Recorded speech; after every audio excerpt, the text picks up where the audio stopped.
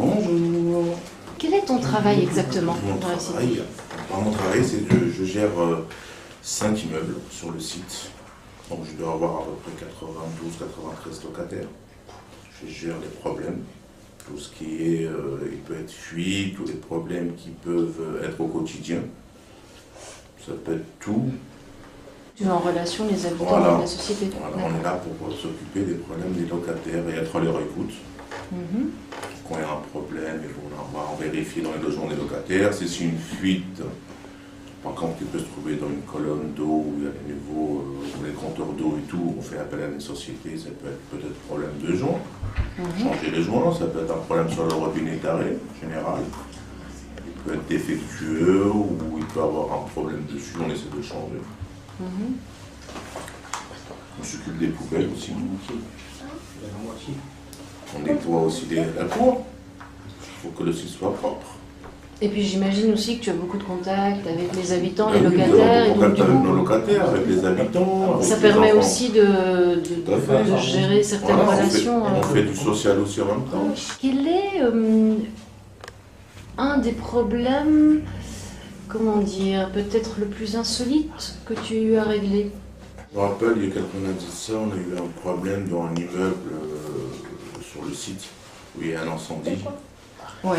Et on a fait des choses qu'on n'aurait pas dû faire. Bon, on a sauvé peut-être une vie d'une personne, mais on a essayé de le faire sortir par la fenêtre alors que l'incendie a dû prendre au 2e étage, je pense. Ouais. Et le monsieur, je pense qu'il a pris des médicaments et je pense qu'il devait faire de l'asthme et s'est endormi. Ah oui. Donc on s'est fait un peu grandir par les pompiers.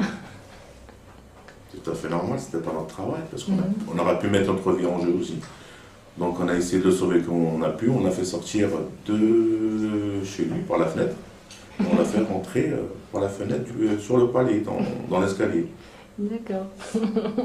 C'était une belle histoire, mais bon, on a eu peur. Et j'étais pas tout seul, il y avait plusieurs personnes avec moi. Ouais, Il y avait plusieurs jeunes sur le site qui habitent là, les enfants des habitants, des locataires qui étaient là, qui les ont aidés, c'était pas mal. Et toi, ça te plaît ta vie de gardien dans la cité? Oui, ça me plaît, parce que bon, moi j'ai grandi dans le 19e, le site, je l'ai connu, j'avais 7 ans, donc je l'ai connu ce site-là, j'avais l'école à côté, donc j'ai encore des amis qui sont là.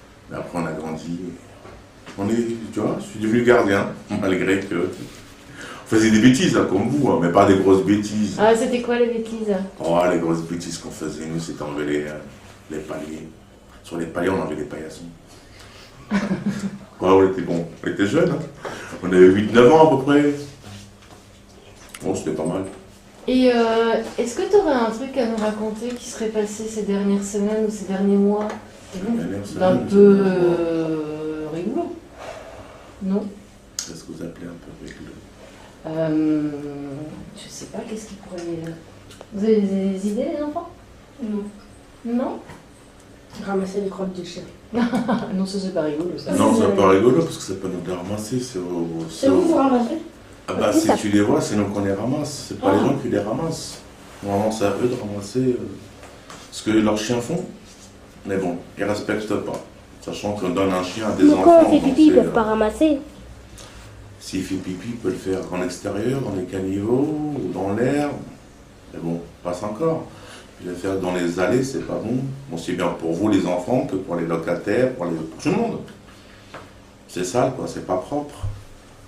Parce que c'est un bon site en vrai. Ouais, donc du coup, tu as un message pour les habitants des cités. Voilà. Pour les personnes qui sont des chiens, de faire attention. Ils ont un chien, ils ont des responsabilités. Dis donc, je voulais te poser une question. Il y a beaucoup de rats en ce moment dans la cité, non? Oui, on a une grosse réhabilitation, ils ont beaucoup creusé, donc quand on a creusé, ben, c'est remonté. Et donc ça explique le fait aussi Tout à fait qu'il y a beaucoup de rats qui sortent, parce que donc, après des fondations, et, sachant qu'on a fait des grosses tranchées aussi bien de notre côté, de ce côté-là, de mon côté à moi, du côté de mes collègues, plus sur l'autre entrée du site, une grande tranchée, sachant que les caves ils sont en sous-sol, donc on peut remonter d'un... Ouais, c'est ça, ouais. Donc c'est pour ça qu'il y a autant de rats aujourd'hui. Tout à fait. Ça explique. Mais il y a on est dessus pour qu'on puisse enlever ce problème-là, éviter ce problème de rats. C'est pas facile, hein. Je sais que c'est pas facile.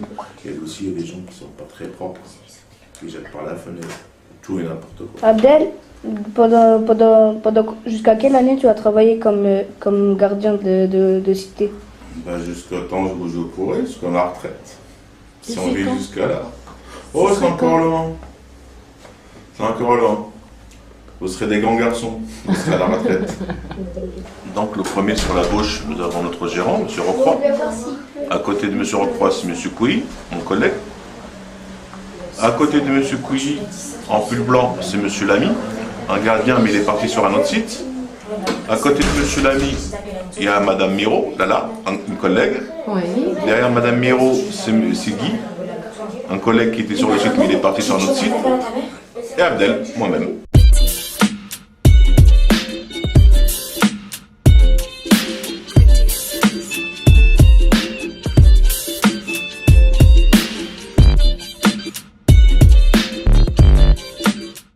Tu es devenue gardienne comment? Alors, Pourquoi? à la base, j'étais secrétaire. Ensuite, j'étais responsable de groupe d'hôtesse d'accueil. Ensuite, j'ai été assistante en recouvrement. Et les choses de la vie ont fait que j'ai fait une reconversion au métier de gardien, j'ai fait une formation pendant 2 mois en intensif. Et j'ai atterri ici. Au début, j'ai fait juste un remplacement. D'accord. Et qu'est-ce qui te plaisait alors du coup dans le métier de gardienne par rapport aux autres métiers que tu avais fait précédemment? Bon, là, c'est vraiment les choses de la vie qui ont fait que. Il y a aussi le fait qu'il y a beaucoup de choses à faire. Il y a une grande diversité dans ce métier-là, qu'on le veuille ou non. On fait un peu de tout. Le gardien, c'est pas uniquement pour sortir des poubelles ou balayer une cour. Ah ben justement, c'est quoi le rôle d'un gardien? On ne peut pas vraiment définir le rôle d'un gardien, puisqu'on fait quasiment tout, et c'est tout est à l'instant et tout est au feeling avec les gens. Donc on peut faire beaucoup de social. Donc des fois on a un peu le rôle entre guillemets d'assistante sociale. On a le rôle aussi des fois de policier. Et oui, on met les choses en place. On a le rôle de psy aussi quelque part. Quand il y a des gens qui vont pas bien, ils viennent souvent nous voir et ils viennent un peu déverser un peu leur mal-être. On a beaucoup de rôles en fait. C'est pour ça que les jours se ressemblent sans se ressembler. Et c'est vrai qu'il y a souvent beaucoup de monde en fait dans ton bureau parce que je crois que les gens aiment bien venir te voir et discuter justement avec toi. Mon bureau ne se désemplit pas. Donc j'ai une partie des locataires, certains locataires qui ont besoin de parler, qui ont besoin de discuter, qui ont besoin d'être rassurés aussi sur certaines choses, si ce n'est que dans leur appartement, pas spécialement des problèmes perso, mais ils veulent savoir si on peut leur faire telle ou telle chose, donc ils sont un peu sympas avec nous, ils rigolent un peu, des petits cadeaux, des petits, en espérant qu'on fasse des choses. Et moi je les fais au feeling et surtout par rapport à ce qu'on peut et ce qu'on ne peut pas faire. J'ai aussi la tranche de mes petites mamies qui ont besoin de ce visage rassurant. Savoir que la gardienne est là, de discuter un petit peu parce que les personnes âgées elles sont seules, souvent. Souvent elles n'ont pas beaucoup de visites. Donc même si c'est passé 2 minutes, faire le petit bisou, voilà. Le petit bisou du matin ou le petit bisou de l'après-midi, ça les rassure, elles sont contentes. Ou bien le petit coup de fil, des fois c'est juste un petit coup de fil pour prendre des nouvelles. Et puis ceux que je vois le plus souvent dans mon bureau, ce sont les enfants et les jeunes. Donc j'ai les garçons qui passent, les filles, les ados, les enfants. C'est vrai que j'ai beaucoup de monde dans mon bureau. Donc finalement, par rapport à ce que tu nous dis, c'est quand même, en tout cas pour toi, un métier quand même très humain, très social finalement. C'est un peu comme, tu as un peu le rôle d'une assistante sociale. Pas vraiment assistante, mais un peu ça quand même. Quoi qu'on guide, on guide beaucoup. Voilà, quand les personnes viennent nous parler, par rapport à leur histoire, on les guide, on leur dit ce serait bien que vous alliez voir par exemple la conseillère sociale. Elle pourrait peut-être vous aider sur tel et tel sujet, ou aller voir tel ou tel service pour tel ou tel problème. Donc oui, c'est... Oui, parce que finalement tu es la personne qui est la plus proche d'eux. Plus encore que le médecin, enfin tu vois, parce que tu es vraiment il y a vraiment des confidences. Il y a beaucoup de confidences dans mon bureau. Puis tu es là tout le temps, tu es là tous les jours. Je suis là tous les jours. Et souvent des fois je suis là le midi. Les horaires où mes collègues sont rentrés. Des fois le soir je reste un peu plus tard. Je suis pas quelqu'un qui va dire bon voilà, c'est l'heure, j'y vais, on arrête tout.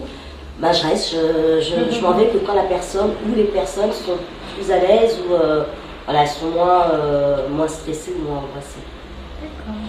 Et après, nous, on ramène tout ça à la maison. Voilà. Donc, depuis quelques temps, je rentre à pied chez moi. Mais voilà, il y a 10 minutes, un quart d'heure de marche. Ça me permet, moi, d'évacuer un petit peu tout. Parce qu'on est des éponges. Il faut quand même essorer de temps en temps l'éponge pour vider un peu. Parce qu'on a une deuxième vie à la maison après. C'est ça. Donc, on s'occupe des enfants, on s'occupe de sa maison. Je t'ai une petite question à me poser. Vas-y. Aimes-tu ce travail et pourquoi l'aimes-tu? Elle est très intelligente, tes questions. Parce que la réponse, ça va être je l'aime et je le déteste en même temps. Je l'aime pour tous ses côtés positifs et tout ce que ça m'apporte dans ma vie. Et je le déteste en même temps parce que, comme je disais tout à l'heure, on est des éponges et des fois, il y a des choses qu'on a du mal à accepter. On est souvent rabaissé, on est souvent considérés comme des moins que rien. Mais on se rend compte des fois que quand on n'est pas là, ben, les gens sont perdus. Ils sont perdus. Donc finalement, ils ont vraiment besoin de nous. Donc oui, je l'aime parce que ben, j'ai fait plein de connaissances avec plein de gens. Et moi, les enfants de la cité, ce sont entre guillemets mes enfants. Je dis pas que je suis la maman de tout le monde, hein, mais dans le sens où je vous ai quasiment tous vu grandir. Toi aussi, tout bébé. Je t'ai vu tout bébé, ta soeur aussi. Tous les enfants qui venaient de ce côté-là, je les ai vus tous petits, je les ai tous vus grandir. J'ai maintenant des jeunes filles qui m'ont demandé à les aider à préparer des CV, des lettres de motivation, alors qu'à l'époque, voilà, elles étaient là, elles jouaient devant mon bureau, elles venaient dans mon bureau, c'était des petites filles, quoi. Donc voir tous ces gens grandir, certaines personnes évoluer dans leur vie aussi, des ados, puis il y a une confiance qui s'est instaurée avec, même avec les adolescents, les garçons qui sont là-haut, les grands. Enfin, voilà, je connais de... comment expliquer? Quand ils ont besoin d'un conseil, pourtant je ne suis pas... mais ils viennent me voir. Et je leur fais un peu la morale aussi. Je leur explique les choses de la vie. Donc voilà. Donc ça, c'est ce côté que j'aime beaucoup. Et ce que j'aime pas, comme un peu tout le monde, hein, c'est les méchancetés gratuites, les critiques gratuites, les phrases type « le gardien n'est jamais là »,« la gardienne ne fait jamais rien »,« la gardienne est incompétente ». Mais bon, pour une gardienne incompétente, je suis là depuis 10 ans. Voilà. Et t'en as pas un petit peu marre de tous les déchets qu'on jette? Si, énormément marre. Mais le problème, c'est que les gens, ils ont toujours pas compris que moi, j'ai un métier, je sors mes conteneurs, je les re-rentre, mais je ne vis pas ici. Donc, ce qu'ils jettent et ce qu'ils mettent par terre, les locataires, il n'y a pas que nous, enfin si, les locataires, c'est eux qui vivent ici. Donc, c'est eux qui le subissent, c'est pas moi. Donc, c'est dommage surtout pour eux. Moi, personnellement, je viens, je fais mon travail, bien sûr, j'en ai marre. Mais c'est mon métier aussi en même temps. Donc, voilà. Et comment t'as fait pour... c'est qui a fait la demande pour les travaux? Comment ils ont fait pour venir? Moi, quand je suis arrivée, en fait, le projet de ces travaux de grande ampleur date depuis 2006 par M. François Guillotte. Monsieur François Guillotte et d'autres personnes. Je ne les ai pas tous en tête parce que ça date quand même de plus de 11 ans maintenant. Moi, je suis arrivée en 2007. Août 2007, et c'était le projet était déjà là. Donc c'est un projet de longue haleine, il y a beaucoup d'acteurs dans ce projet, entre autres aussi les associations qui ont beaucoup joué aussi et qui sont présents avec nous. Voilà. Que dire de plus? Ça, ces questions, il faudrait plus les poser au gérant. Tiens, ce serait pas mal d'interviewer le gérant. C'est qui le gérant? C'est Monsieur Roukroy. Ça qui est là, lui aussi, depuis 10 ans.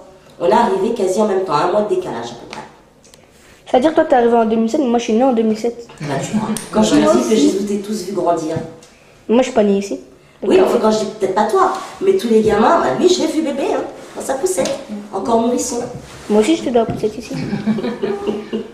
C'est depuis les travaux de réhabilitation, j'imagine que tu as vu des changements dans le comportement des gens.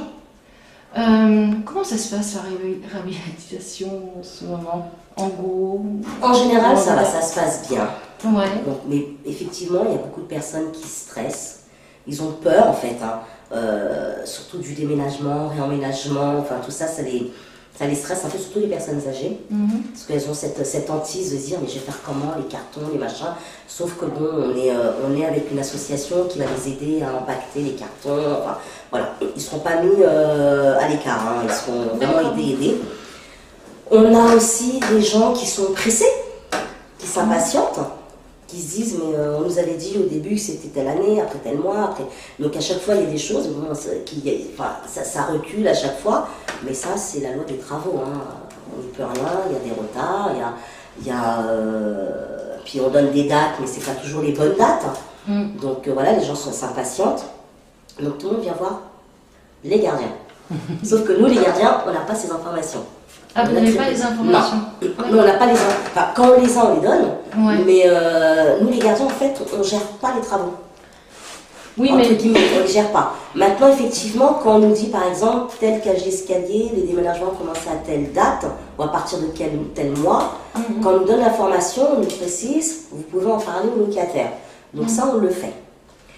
Et il y a des fois, on n'a pas, parce qu'eux-mêmes n'ont pas encore les dates, parce que tout le monde est dépendant de tout le monde, entre guillemets. d'accord, bah oui, bien sûr. Entre les entreprises, entre l'entreprise qui gère les travaux, entre les responsables au siège qui gèrent aussi ici. Enfin, c'est tout, c'est pas simple, hein. Faut pas oublier que c'est quand même... C'est assez pyramidal finalement, du coup. Assez, mais déjà, nous les gardiens, à la base, on n'est pas impactés, enfin, on gère pas les travaux, c'est pas nous. Bah oui. Il y a un service spécifique pour ça. Non, mais par contre, vous êtes en relation avec les habitants qui La relation subissent avec, les voilà, c'est travaux. pour ça qu'on nous donne des infos pour pouvoir aussi renseigner les habitants et ne pas les laisser non plus avec un gros point d'interrogation sur la tête. Ouais, c'est ça. Voilà. Mais sinon, en dehors de ça, ça se passe à peu près bien. Il y a toujours des gens qui ne sont pas contents, on essaye de gérer, on essaye de les diriger vers les services compétents, mais voilà, sinon, en dehors de ça, tout ça, pour moi, ça se passe bien. Et du coup, il y a beaucoup de familles qui sont parties là depuis le début de la réhabilitation? Alors, depuis le tout début, il y a eu, je crois, si je ne me trompe pas, à peu près 120 familles. D'accord. Sur C'est 470. C'est énorme quand Bah même. oui, il fallait qu'on libère en même temps des logements pour faire l'opération tiroir, pour pouvoir reloger les gens chez qui on allait faire ensuite les travaux. Donc voilà, beaucoup de personnes ont été, beaucoup de personnes ont déménagé. Ce qui est bien quelque part parce que ce sont des personnes qui demandaient depuis très longtemps. Donc, qui sont partis. Il y en a beaucoup encore qui demandent, effectivement, qui veulent partir. Comme il y en a beaucoup aussi qui ne veulent pas partir, qui veulent rester, qui sont très très attachés à la cité, puisque moi j'ai des petites mamies qui sont nées ici. Parce que la cité existe depuis 1929. Donc elles sont nées ici. Donc pour elles, c'est un choc, ce serait traumatisant de partir de la cité. Malgré tout ce qui peut se passer, malgré tout ça, elles veulent rester. Je t'écoute, mon grand. C'est pour les rats, vous allez faire comment? Vous comptez les laisser? Ah bah non. Alors je vais t'expliquer. On a fait une demande. Il ne faut pas oublier que c'est un site où il y a une très grande surface. Donc on ne peut pas régler le problème en une seule fois. Donc ils sont déjà passés. Ils sont passés pour mettre dans les caves, des produits pour mettre dans les caves pour tuer les rats. Ils doivent passer pour passer sur le site, mais pour la sécurité de tout le monde, donc des chiens, de l'être humain, des animaux, entre guillemets, il faut qu'ils mettent des boîtes d'abattage. C'est des boîtes où ils mettent le poison dedans, les rats rentrent dedans pour pouvoir le manger, mais comme ça, le poison n'est pas accessible aux enfants, n'est pas accessible aux chiens, aux animaux domestiques. Mais ça, c'est comme c'est une grande surface, comme je l'ai expliqué tout à l'heure, on a fait une demande de devis. Et un devis, ça ne se fait pas comme ça tout de suite. Donc voilà, on en attend du devis et une fois que le devis sera fait, je pense que le problème sera pris en main tout de suite. Oui, parce qu'en fait, les rats, ils sont apparus... Alors les rats sont apparus, il y a deux choses. La première chose, ce qui est totalement évident, c'est que les rats vivaient en sous-sol. Les sous-sols, il y a des travaux, puisque comme vous avez pu voir dans la cité, il y a beaucoup de tranchées, donc les rats sont ressortis. Ensuite, il y a ce problème des déchets, où les gens jettent les déchets par terre. Il y a des gens qui jettent les déchets par terre. Et en plus de ça, il y a des gens de l'extérieur qui font les poubelles, qui éventrent les sacs poubelles, qui les jettent par terre, bon, juste parce qu'ils cherchent dedans, enfin ils fouillent dans les poubelles, mais ils font ça salement, ils ne le font pas proprement, donc ils jettent tout par terre, ce qui fait que ça attire les rats aussi. Bah oui. Donc c'est pour ça que la cité est entre guillemets envahie de rats. Mais j'ai l'impression qu'il y en a quand même un peu moins là depuis quelques temps, non? Enfin moi de mon côté. C'est surtout la nuit qu'ils sortent. Oui. Bah oui, ils se sentent plus en sécurité la nuit. Tout en sachant qu'ils ont toujours vécu la nuit, puisqu'ils vivaient dans les sous-sols. Donc en plein jour, ils ont peur. Et un chat, j'allais dire, tellement c'est l'obsus révélateur. Et un rat qui a peur peut être un rat qui est dangereux. Il peut attaquer. Parce qu'il y a sur, je sais plus où, j'ai vu, il y a des personnes qui ont vu, comme quoi il y a une fille qui s'est fait agresser par des rats. Oui, j'ai cru entendre cette histoire, mais là, c'est pas à Paris. C'était Ouais. pas à Paris. Heureusement. Oui. Et Mais bon, après, ça fait partie de la population. Les rats sont... le rat,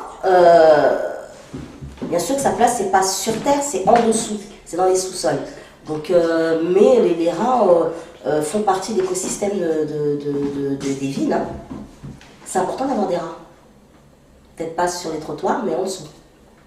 Bah ça nettoie. Exactement. Ça mange toutes les ordures et tout ça. Exactement. Moi j'ai une question. Est-ce que par exemple il y a des habitants que tu aimerais bien virer, par exemple?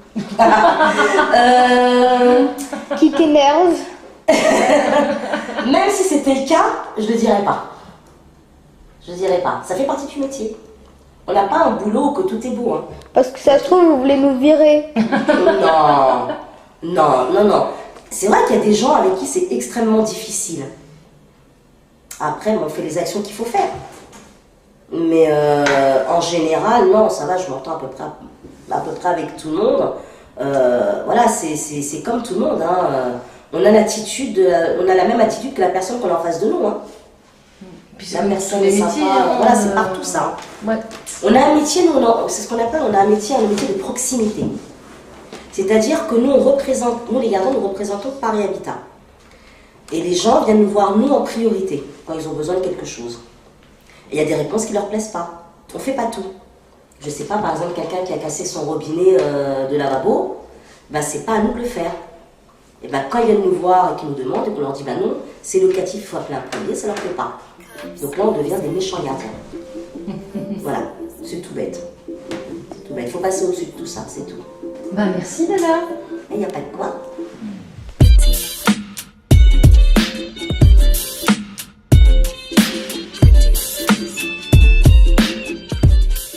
Bonjour Samba. Bonjour Amandine.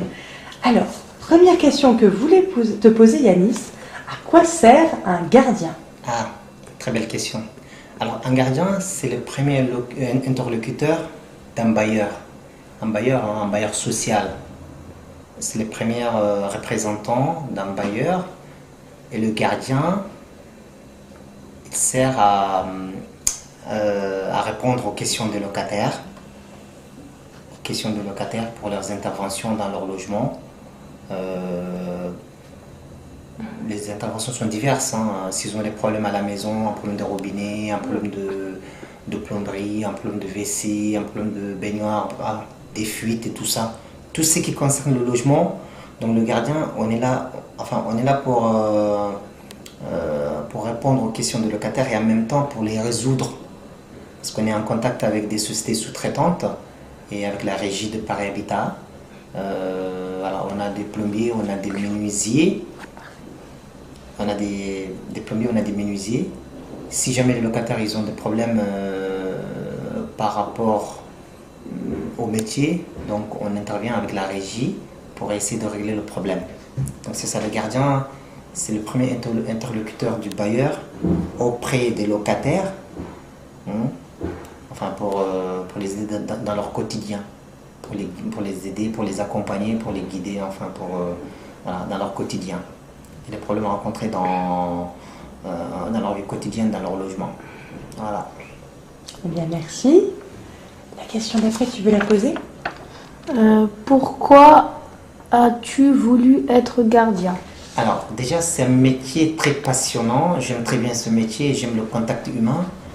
Parce que, voilà, c'est le social, on est un peu dans le social, donc j'aime le contact humain.